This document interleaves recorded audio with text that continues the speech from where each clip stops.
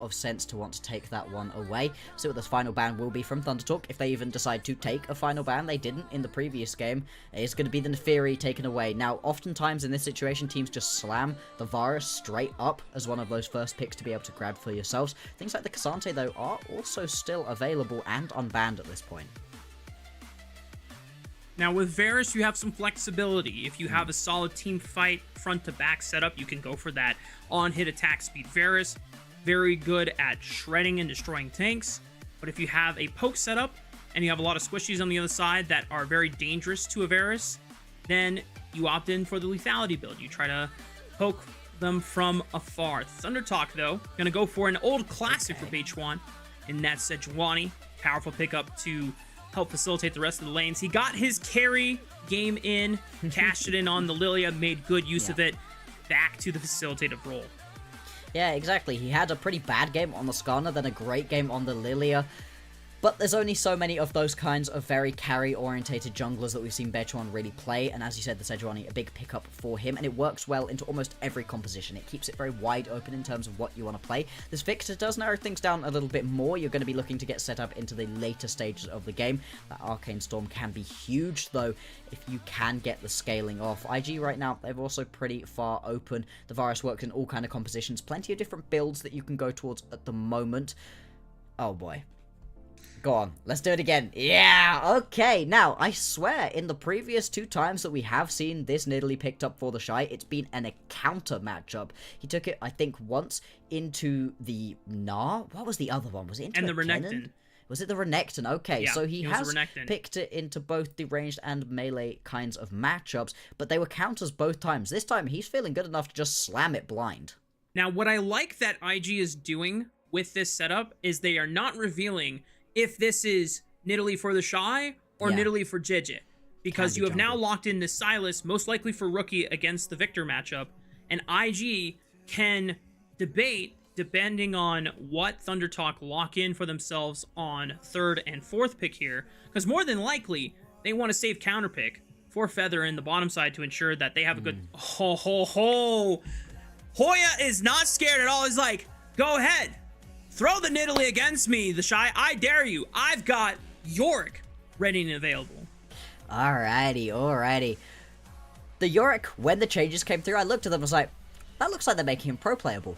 But that's odd. Yorick's never pro-playable. That's not the sort of thing that Riot really seem to want to do a lot of the time. No, it was genuine changes that make this playable. Now, it can still go into the jungle at the moment. This is obviously going to be a Yorick in the top lane, and that makes this a very uncomfortable matchup for TheShy if it is indeed going to be the Nidalee top. You can do so much to the Nidalee. You can, obviously, with Kuka form, jump out of the cage. It makes it a little bit of a skill matchup in the top lane, but it will be very explosive, and it also unlocks so much split push potential for ThunderTalk. Slightly weaker than his split pushing was prior to the changes, but is still available here. These compositions right now are wide open in terms of what they really want to be doing.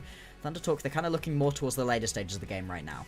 Bloxer, I'm in the same boat with you. More than likely, this should be Yorick in the top and Sejuani in the jungle. But what if? Let's open a can of worms here. Yeah. What if, because Sejuani was played top lane yesterday by Philandra. What if? You know what? I don't even have to complete the sentence. I've already put the thought in your all's minds. If it's as normal, you know, no need to panic. It will all come down to what ThunderTalk lock in for themselves, and even if they, you know, decide.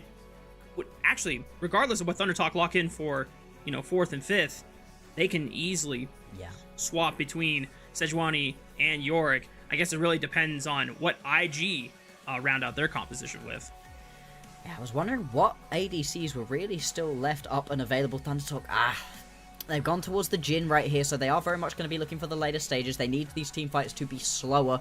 You really need Jhin to be able to get a couple of rotations worth of damage off to really make these team fights work out for them. The Zeri would have been far more aggressive, far more ThunderTalk overall. But 1xN, he has shown some pretty good performances on this champion. What are you going to grab as IG, though? They still very much need themselves a support, and then maybe a top laner, maybe a jungler. We will have to wait and see here. Lots of flex picks we've got potentially in this game. Rel going to be locked in, finally. Often surprising to see the Rel get all the way through into the last game, the last round as well. All of these champions are strong at the moment, but the Rel especially so. Okay. If it's the Jarvan, then high chances it's TheShy's AD Nidalee top lane. Because I don't think J4 top has been seeing any moonlight anywhere else on, you know, solo queue that I'm aware of. You know, it would be quite something different. Now, ThunderTalk still have the support to lock in. They could try to go for an Enchanter support. You already have a Sejuani that could act as your one-man front line to do it all and do the face checking for you. This gives you a little bit of an advantage in the bot lane to help 1xN get that push. And with Karma, it's not just about the push Bloxer, it's about those annoying shields later in the game. When you look at IG, their damage is very bursty in terms of profile, not really sustained damage unless Gala goes into the attack speed Varus route. But if he goes the attack speed Varus route, then he's in range of Victor, Sejuani, he's outranged by Jhin with the curtain call. That puts him in a tough spot. So I think this is a pretty solid answer from ThunderTalk to go with something as annoying as shields for their final pickup. Yeah, I mean, with the Karma in your lane, you've got a lot of poke, a lot of potential in the individual laning phase. At the same time, though, I am a little bit worried for ThunderTalk's composition. It might run out of damage here. A lot of compositions, when they have the Jhin, your Jhin gets ahead, wonderful, you're cooking. If you begin to fall behind, it's so tricky to really make it work. And with this kind of comp where it's very much going to be a two-man carry front between the Victor and the Jhin, you really need to be getting a lot of power into these laners to be able to get these actual fights to work for you. IG's composition, I think, is a little bit more wide open. You've got more places to try to play around. Obviously, I's going to be up in the top lane. We're going to see the third iteration of TheShy right here onto the Nidalee. The previous two were victories. Can he make it a hat-trick? This is for series point. This is for IG trying to ensure that they are one of the teams deserving to be one of the top ones in the league. If you want to be respected like that, you got to make sure that you can close out series against teams like ThunderTalk, who, while they've got gumption, they've got guts, they don't have nearly the consistencies and the star power of some of the top teams that we have in the league. And it's up to IG to prove that on the Rift one last time against ThunderTalk as all 10 summoners load up onto the Rift. And it's time to see how this series concludes. Oh.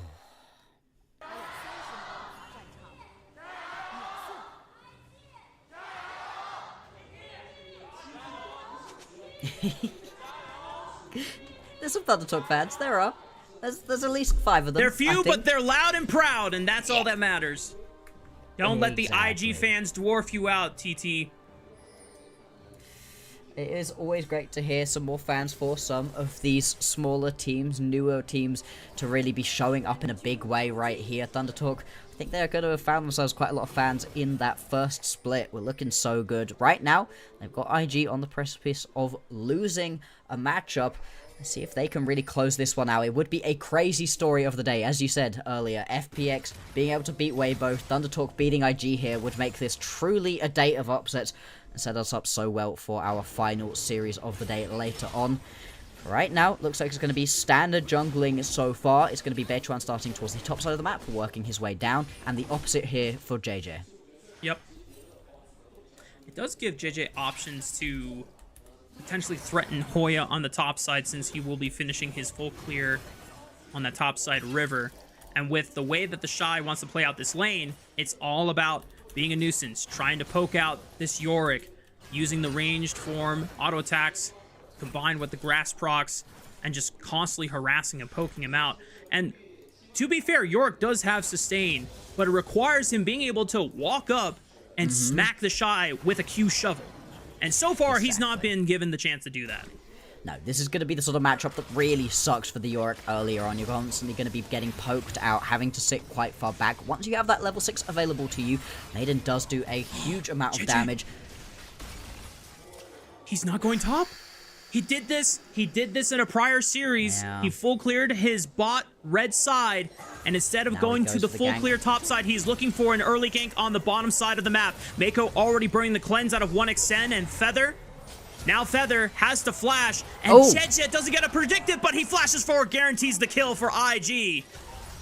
Now bot lane is on the board. Exactly what you want from Jiejie right here. The Jarvan, very similar to the Vi and the Xin Zhao in that you can gank so effectively early on, and you really have to, right? Often said, if you're not ganking a couple times in the first 5 minutes, you're not playing this champion effectively. And this is going to be exactly what Jiejie does. Makes use of the weird pathing, getting a kill early on for himself. It's going to be huge. Accelerate yourself into this game and make it so you can help out the rest of your team, carry them through, because you've got a lot of very aggressive lanes that you need to be focusing on. Being ahead is going to make it that much easier. Crucial for IG to ensure that they get that wave fully pushed in before Beichuan has a chance to threaten Gala and Meiko on the bottom side of the map. Gala, thankfully for himself, still has both summoner spells and something we didn't actually know, Bloxer. This is a TP Varus, no combat summoner spell other than the flash, right? But now, TheShy prepping this massive wave. Unfortunately for him, Jiejie is not quite in position on this crash. Could have maybe been an opportunity to really make Hoya's life in this laning phase really awful, but he's going to be able to absorb the crash and catch most of these minions here. Exactly, and actually, like we said beforehand, like the fun little video that played before game number 2 highlighted, TheShy also likes to play... Hang on. Uh-oh. Oh, SeTab. Oh, He's just right down on here. the SeTab. I mean, he could flash away. No, he's But fine. between grass procs, Wow. the sustain he has in this lane is making him a little more beefy than usual, and he's able to preserve the flash. Yeah, I'm shocked that he's actually able to just walk that one out. Sure, he's going to have to blow the teleport to get back into the lane, but still really well played. SeTab just going to be able to hold himself poised in that situation. As I was saying, it's going to be triple TP right here for IG, and that could change up the way that this game plays later on. You've got so much extra maneuverability. It also means Gala's going to be able to get himself back into this lane constantly, keep up the pressure, see if he can get himself a bit of an advantage over 1xN and Feather. And with all of the poke that this bot lane can provide, it makes it that much easier to be able to absorb some of that poke and just go back to base for your sustain. Yeah. About a minute, or just under a minute before the first rotation of grubs does spawn on the rift. As you called out, multiple TPs have already been expended. Jiejie, crucial that if he is able to find any aggressive windows here. Oh no, SeTab, gotta be careful. Does plant the ward down, but there is a control ward already in that lime brush, so it is now gone. At least TT know that Jiejie was hanging around on this bot river. Exactly, we've already got that Mountain Drake up and available. Both of these teams going to be looking towards that one. You've got a good amount of damage for both of these teams in terms of the skirmishes. But to be honest, there's a real lack of melee supports going on down in this bottom side. It's going to make this Sejuani a little bit less effective overall. Right now, Jiejie heading straight up towards these grubs. Wants to pick this one up. It is really good to be able to get these early grubs onto this kind of composition. You can use it very effectively right here as the Nidalee. You can see already a couple of plates going over to TheShy. He's got himself a 600 gold lead right now. And Hoya just not having the best time. Yeah. TheShy being able to hit level 6 before Hoya, I think, was able to find a big, massive trade. Jiejie. And with the Sheen, and this is something that we saw in another series. Take the first grub and then immediately bull rush over to the dragon, not necessarily to start it up for yourself, but just to put some pressure on the enemy team and deny them tempo of being able to complete it for themselves. TheShy's got to be careful. It is fighting a 1v2, not just Yorick, but the Maiden as well, but able to keep himself sustained thanks to that Primal Surge. Yeah, Maiden just does also so much healing, so much drain damage too. Jiejie, like you said, is going to be able to pick himself up the first grub, grab the Drake, and now wandering his way back up towards the top side of the map to go try and scrap for this next set of grubs. If you can grab all 3 of those and the Drake, that's the perfect start right here for junglers in this current 2025 meta. Beichuan, he is around, and he does have some resets coming through. Rookie not going to be around if he needs some help. SeTab would be able to roam over a little bit quicker. But TheShy is in the area too. Let's see, does he actually step up for these grubs? It would be risky to try to do so. And Jiejie doesn't have Smite at the moment, so not going to start it up and then potentially set TT up for an easy leash of the grubs. They already have 1xN and Feather rotating to the top side so that they can contest for the last 2 remaining ones. And because IG are already basing and redeploying back on the map a little late, they've just conceded the other 2 grubs over to ThunderTalk. But at least it's not 6 grubs again like it was in game 2. But this does set up IG if they want to play for dragon stacking instead of contesting the second rotation of grubs at the same time as the second dragon coming up. Yeah, these two are going to spawn pretty much on identical timers right here, which is going to be interesting to see how that works in 4 minutes time. Because you get that first grub as well, you also stop it being a stack towards the feats.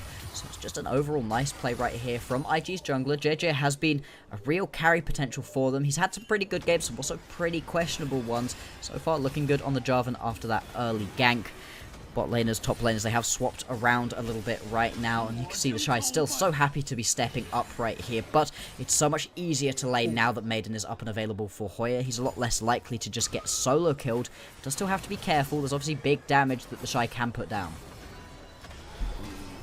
Shy is going to take a bit of a beating, locked in that dark procession.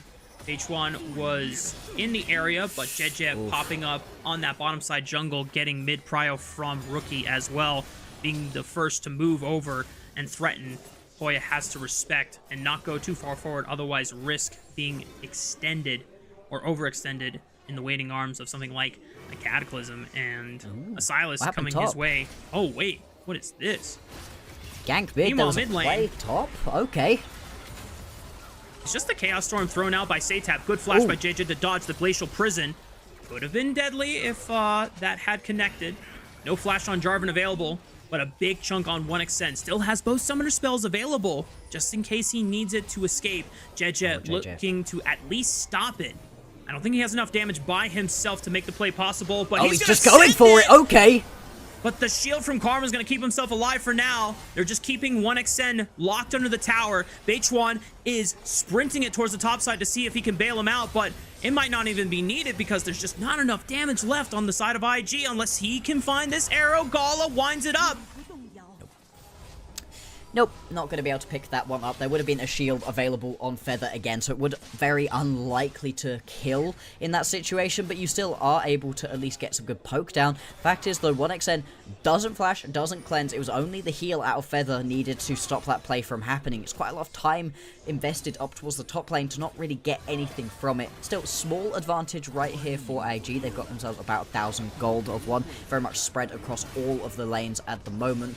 So IG, they're going to be happy enough with the way this early game has gone. They've not got the kind of composition where they have to get ahead early. It's not the same thing that we saw in the previous game, where as soon as they started falling behind, there was just no way for them to get back into this one. They do still have recourse, they do still have options.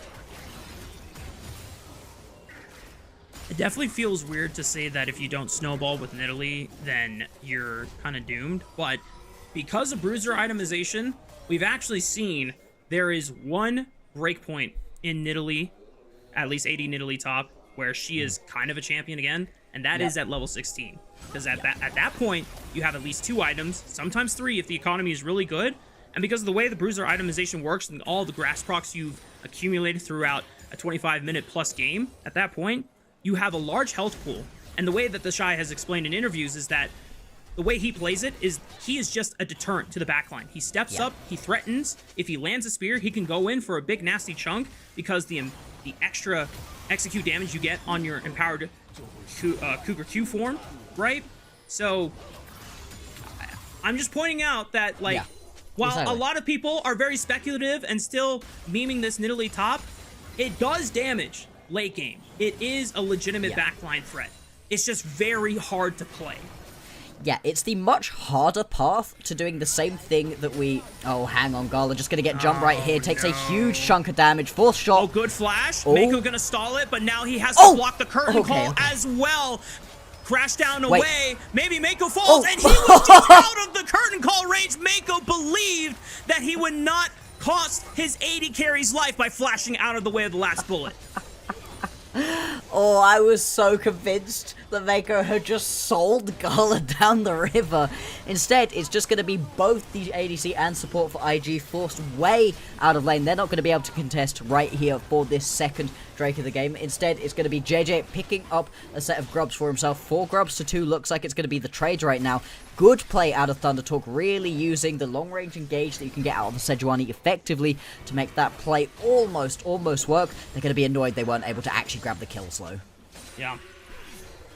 TT pick up the second dragon. IG respond by going for the next rotation of grubs. TheShy is now answering SeTab on the top side, where both laners are now exchanging grass procs. And hang on. Meiko still has a crash down. Should be fine. Gets out over the pit wall. Beichuan not able to stop him from escaping. And just like that, 4 grubs now to IG's name. Rookie's got to be careful. If he doesn't have E up and available, he is going to take a beating anytime that Dark Procession does land. Absolutely. We'll have a look back at this play into the mid lane. It's really good layering of the CC right here. Gala just about going to be able to get away. That is the issue with initiating the fight with the Glacial Prison. You're not able to get the double stuns off. Oh my lord. I mean, right on the very edge. Obviously, Gala knows he's out of the end of that one. He wouldn't have started recalling within that Curtain Call's range. But still, for our perspective, looks absolutely crazy right there. Things gonna be relatively even at this point in the game. Small gold lead still for IG, but they haven't really been able to balloon it any further out. First items completed pretty much across the board. Only the support's gonna be lagging behind at the moment, and a lot of builds that take a while to get online. You can see Rod of Ages being picked up for both Rookie and SeTab, so they're gonna need a little while for that to get really where they want to be going. Got a minute and 50 before this Rift Herald spawns. 3.5 for the 3rd dragon. TheShy getting some chip damage down on the turret using that Trinity Force Spellblade proc, weaving in all of his abilities in between both human form and cougar form, which does kind of add to the split pushing power that Nidalee does have. If you ever leave her in a side lane alone too long, she is going to rip through turrets. And, you know, thankfully for them, IG at least are going to get 1 extra Void Might, or yeah, just 1 Void Might total every time that any of them step up to a turret in the split push scenarios. Yeah, not giving over... Back. Oh, go on. I want to circle back, Bloxer, to kind of the win conditions you outlined in the draft, where ThunderTalk, they have a big spike in this mid game, and Victor will still be, you know, super threatening later the game goes on, especially with Grasp. But there is a moment that you outlined where, at some point, IG do have a critical mass breakpoint. Yes. I want you to elaborate more on that. Exactly. It's going to be at that 2-item breakpoint right here, coming up pretty soon. Actually, hang on. Rookie's getting massively chased here. He has lots of friends in the area. Meiko can go in. Jiejie can potentially make this into a dive as well. And just without Maiden, this is just going to be so bad. Meiko looks for the Q, doesn't land the stun, but the Magnastorm does connect, and everything else is pretty much easy for IG to follow up on that one. Maiden falls, as Rookie actually has his own Maiden, thanks to stealing and yoinking Hoya. Yeah. Yoinking Hoya's own ultimate. Now TheShy is under fire against both SeTab and Beichuan, but he clears out the minion wave, flashes away, able to save his life. Losing. Okay, well, Gala might be in trouble, doesn't have flash available. Curtain Call looking one more time. Gala, waiting, Ooh. still gets hit, but just not enough damage from everyone else. The Deadly Flourish does not line up, and just like that, IG able to take 2 turrets on the top side of the map. And crazy damage still going to be going down right here onto this inhibitor tower. This is the power of the Maiden. And this is the power of the Maiden when you've got it as a Sylas, right? It's one of those funny situations where, you know, Sylas steals your ulti and does more damage with it than you can. Just tower's melting right here. We've actually had first tower go down. Once Jiejie is able to pick himself up this Herald, that's actually going to be feats of strength picked up for IG. Without Feat of Warfare even going down, we haven't got 3 kills for either of these teams in this game. We haven't even got 3 kills overall. This has by far been the least violent game of the series. I think both teams are a little more locked in on the win conditions that they're striving for. Everyone is playing to their limits, but also trying not to give over as many silly deaths. Even in the mid lane when we thought Gala was overextended, he and Meiko were able to play the exit route super well. And this is the thing. It's just so hard, right, to be able to actually get enough push going early on for IG to really try to fully extend this lead. They've got themselves into a pretty good spot, right? They're about 3k up. But I just worry later on, once the 3 items spike for Hoya, and he's just in a side lane melting towers, you often play against split pushers at pro play, but not split pushers as potent as this, or it can be. He can just keep pushing constantly through. I wonder if we're going to see a teamfight Yorick here. Hoya does usually like to involve himself in teamfights. I could see this being a situation where he basically never arrives with the rest of the team. Jiejie was fishing for an EQ, doesn't quite land the knock-up on the 1xN, and now he's in trouble. Permafrost stacking up, there it connects. Meiko steps in front just to make sure he can absorb the glacial precision if Beichuan tried to throw it out. Rookie yoinks the Sedge ulti away. Force the flash. IG, stay cool. Yeah, not particularly worth it, you know, grabbing the Sejuani's ulti but having to flash. That's really a big engage and disengage tool right here. Gone from Rookie. It's going to mean that IG having to step back right now. The Drake at least going to be started up by ThunderTalk, but at the moment with one item completed, a couple of components towards the second, IG getting to the point where they're strong. They're going for this. That goes wide from Rookie, but the Cataclysm is massive! EQ right onto the backline from Jiejie! 1xN is in trouble! They blink out Meiko, but SeTab is forced to flash away from an incoming piercing arrow. Hoya joins the fight with a TP, but now he's in trouble. The flash is not going to save you this time around. IG explode at 19 minutes. They're going to be able to pick themselves up 2 kills right here. They do lose 2 members as well, though, on the backside of this one. It just looks so good for IG because that Cataclysm is beautiful out of Jiejie. The Jarvan, something we haven't seen so much recently in the LPL. But right here, Jiejie making it work, and it's going to be the Drake picked up for IG. A second one in their back pocket, 4 of the grubs. This early game really has been Jiejie favored right here. We were waiting, Bloxer. All this tension. For the first 18 minutes of the game building up, only 2 kills entirely, and IG find their moment. It looks like a bait since Rookie's first ultimate goes wide, but Jiejie sneaks right on in and finds the perfect angle.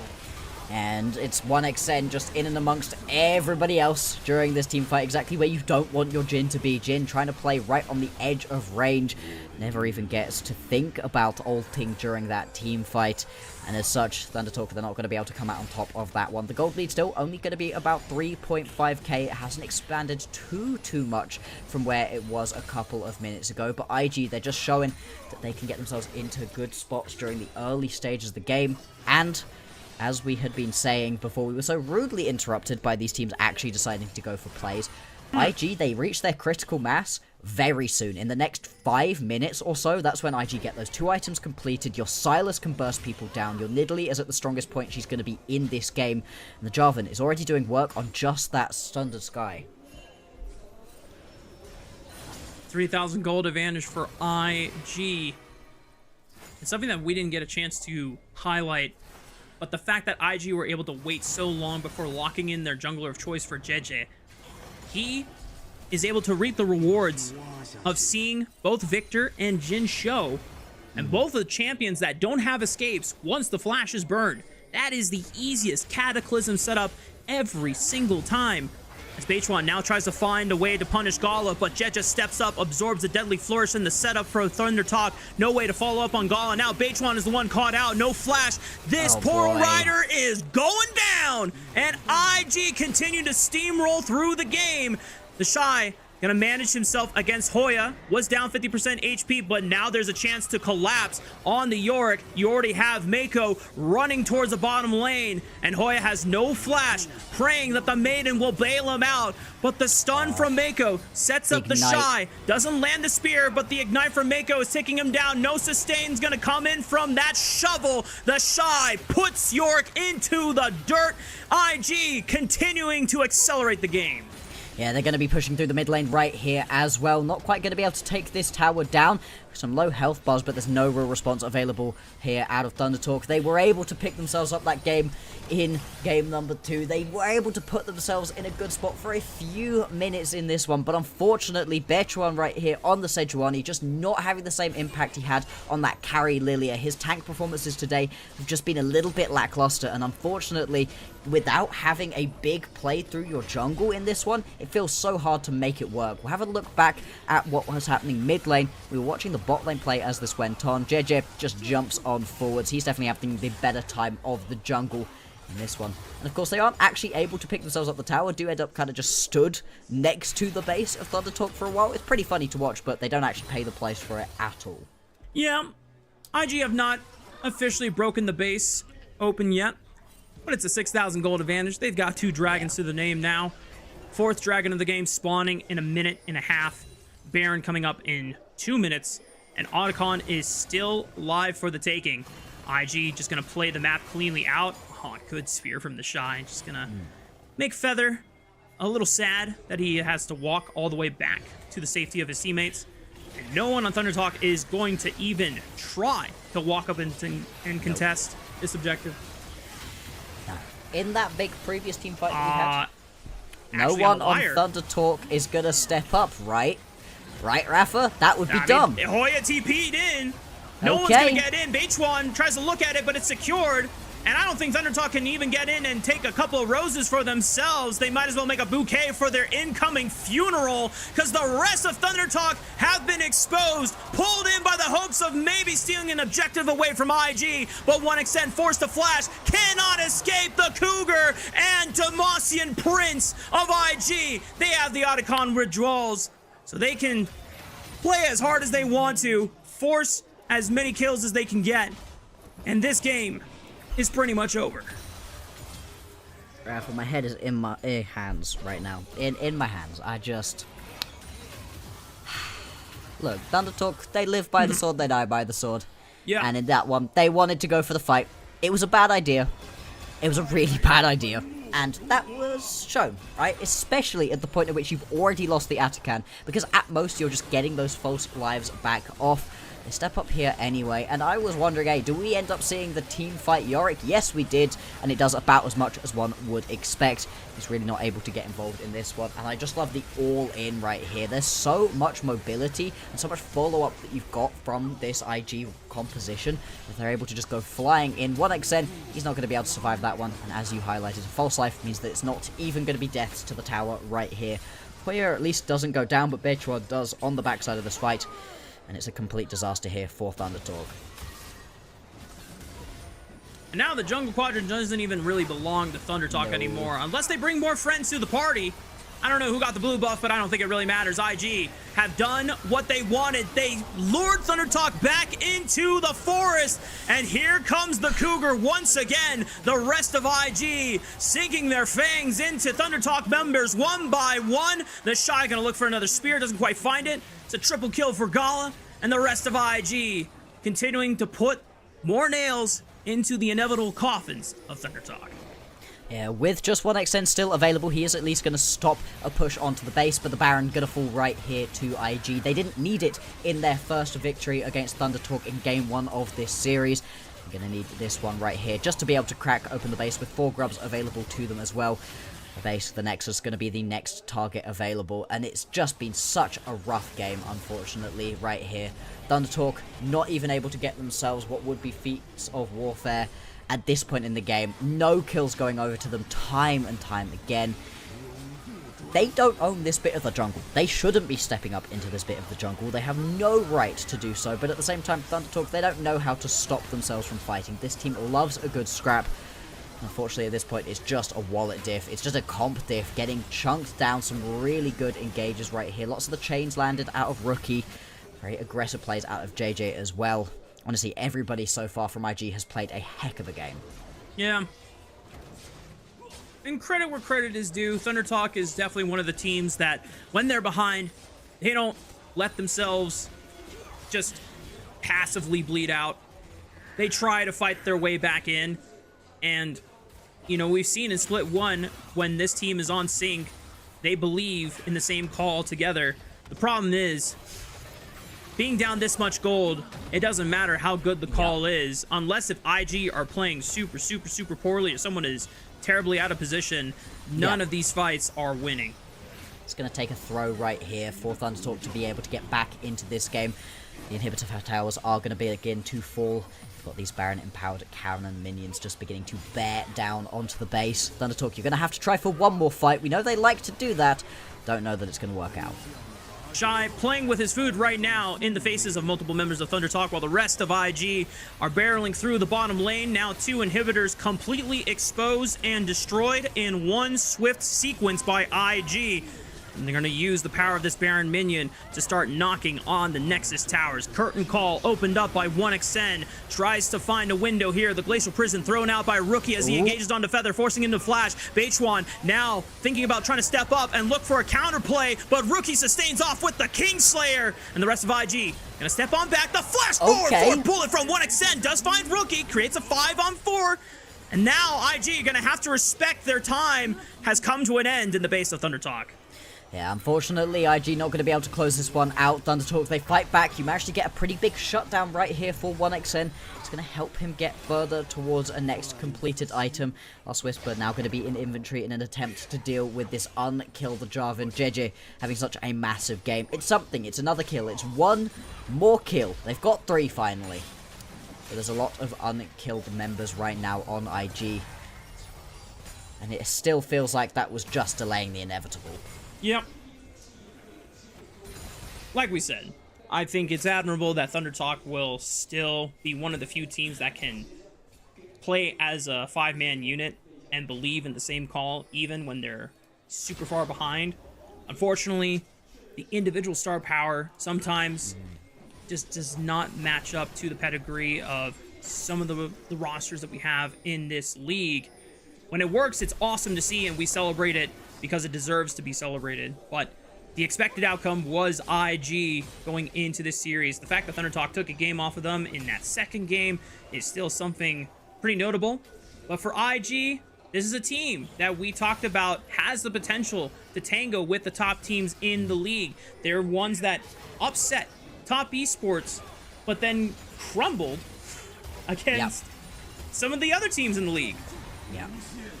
Been a crazy split so far for IG. They're going to be pretty annoyed having dropped that game number 2 here to ThunderTalk.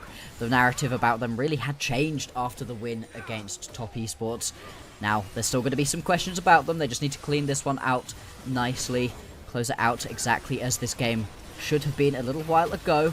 ThunderTalk, here's another last stand. It's going to take so many of them. The third inhibitor is for the taking. Curtain call stops, or at least delays IG from doing that for now. Attention is turned on to the Nexus Tower. Glacial Prison clips the Shy's Nidalee, forced to flash away. Does not want to drop a death here. Can always recall and look for a TP back. Hoya under fire, flashing away from Jiejie's flag and drag. Deadly Flourish thrown out, not finding anything. There's the Cataclysm right on the 2 members that do not have flash. SeTab actually still has it, but pops the Chaos Storm, finally flashing backwards. Meiko catching him in the Magnet Storm, but ThunderTalk holding their own, standing their ground. Wait a minute, but TheShy puts away Beichuan, and you have to imagine this should be the end of the game. Hoya chasing Gala to the ends of the earth, but then takes an arrow to the face. 1xN and SeTab still holding the remains of their base strong, and wait a minute, somehow the game is still not over. Do they know that this is a 3-series day? You know, we've got another one to get to after this. IG still not going to be able to close this one out. It's got to the point where 1xN is actually dealing quite a lot of damage between him and SeTab. They're very close to actually being online as carried. They're still obviously very far behind the curve. And it does mean there are going to be no inhibitors, no towers left available. But the last stand, it does happen. How many times can we keep calling it the last stand, right? This is twice that this has happened to IG. Closing this game out is just so tricky. I mean, to their credit, if the composition was not super far behind in gold, it's a solid front-to-back setup that you get. Yeah. And we talked about the limitations of the damage profile that was on the side of IG. The unfortunate part for TT is that they got completely rolled after the one river fight in the mid game. But I mean, yeah, I'm in the same boat with you, bro. Yeah, we want to go home. The game was supposed to end right then and there. Yeah, y'all were ready to wrap up the series. Go get some dinner with the boys, you know, call it a good day and look forward to your next series. But now it's another couple minutes, maybe 4 to 5, depending on what objectives are up on the table. I will say, if somehow ThunderTalk are able to pull off another base defense, stall for inhibitors spawning, one in the Nexus turrets just came back up. Elder Dragon is 5.5 minutes away. Surely we're not going to get to that point. Surely the Baron buff is going to be more than enough to close this game out. 4 items now completed. 1xn actually was just able to grab the eye edge. He does some insane damage if he's able to just sit and do what he needs to. Right now, these respawn inhibitors going to take massive threat. Only one Nexus Tower available. This is really surely it, right? TheShy occupying the intention of 2 on the top side, pushing in through the Baron minions. Wait, is TheShy caught? TheShy getting chunked out. He's fine. Half HP. Uh-oh. Big engage. Down goes Hoya. Cataclysm right onto 1xn. He flashes away. Feather will fall. Beichuan is next. 1xn jumped up by Rookie. He's dead. Finally, the chain lash connects. And IG will put an end to this series. 2-1. IG are victorious against ThunderTalk. Oh, IG, they make it harder than it needs to be in the series, sending it to 3 games in the game, making it take a couple of attempts to finally get the Nexus, but it will fall, and it will be IG putting themselves further up in the standings. Yesterday, they got themselves back to 500, back to 2-2, now they're 3-2, a positive record here in Group Ascend, exactly what we needed to see from this team to get themselves back on track.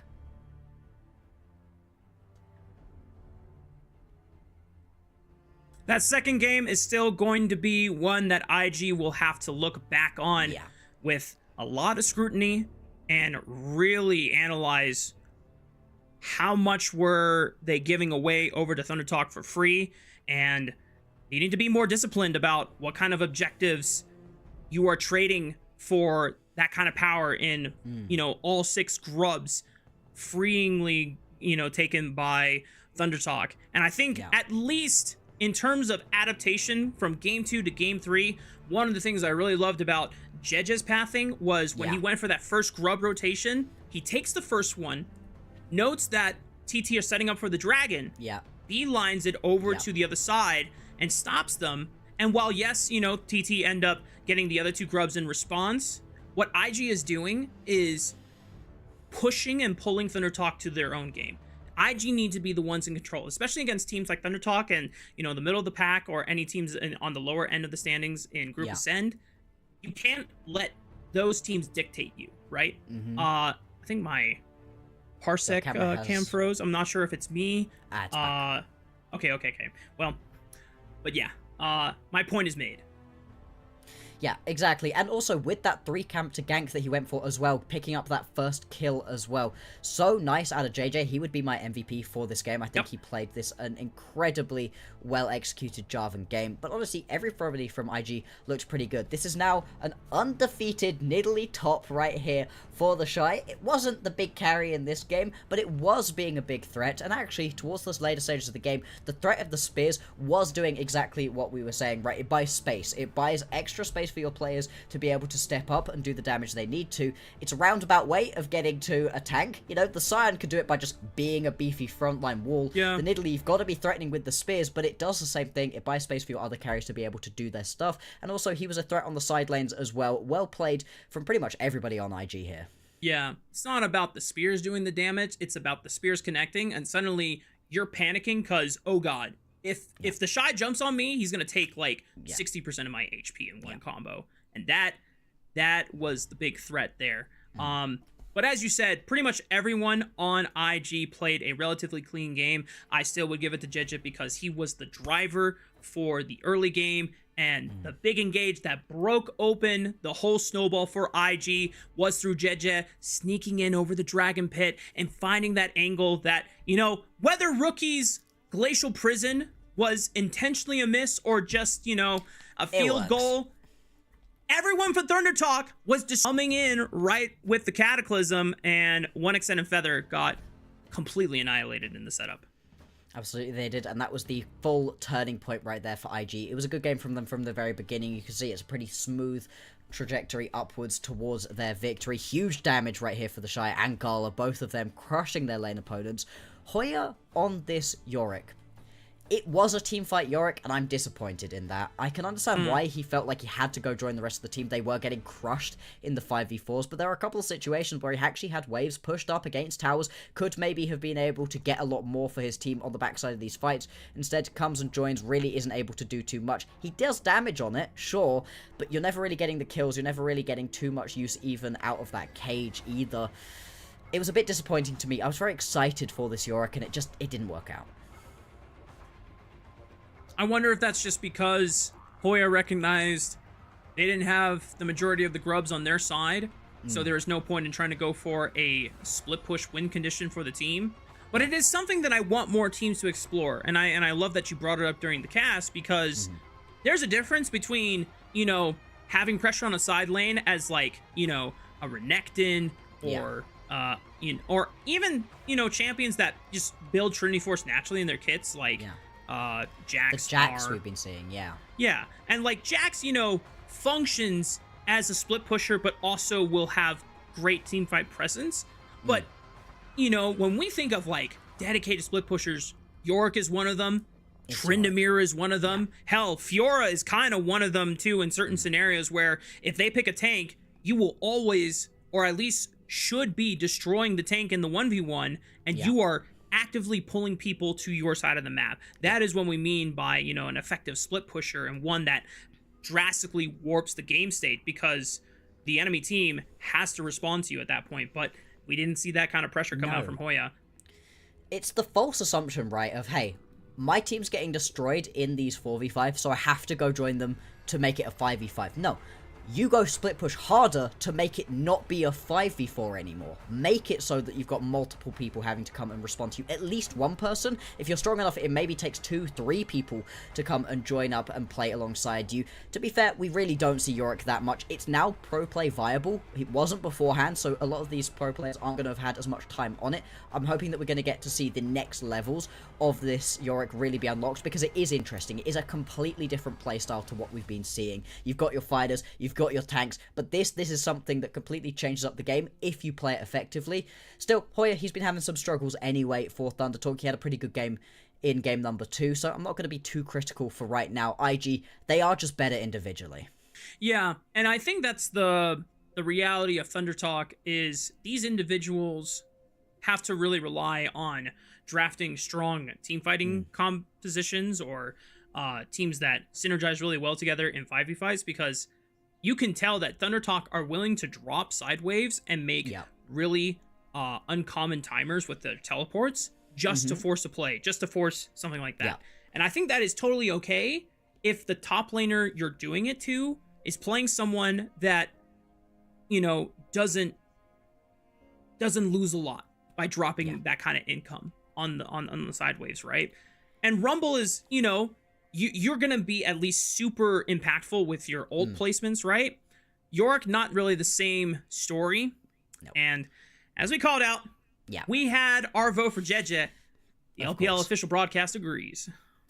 95% kill participation was just a huge part of this game for the team. From the very first play of the game, where he gets first blood onto himself and then is able to just snowball that brilliant cataclysm that you pointed out as well, was just a great game from him overall. And Jiejie, I feel like over the last 2 days has really stepped up to the level we've been really needing to see from him. He had a bit of a lackluster first couple of days here on the LPL Split 2. Now it looks like he's beginning to hit his stride, beginning to find his form. It's so good to see.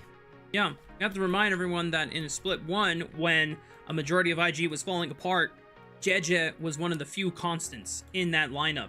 For him to then kind of drop games against BLG and make really questionable decisions was damaging the faith that IG fans might have had. But at least Jiejie being able to show up and, for the most part, still be that reliable factor for this squad is one of the things that's going to carry them forward and still make them a strong contender for the playoffs.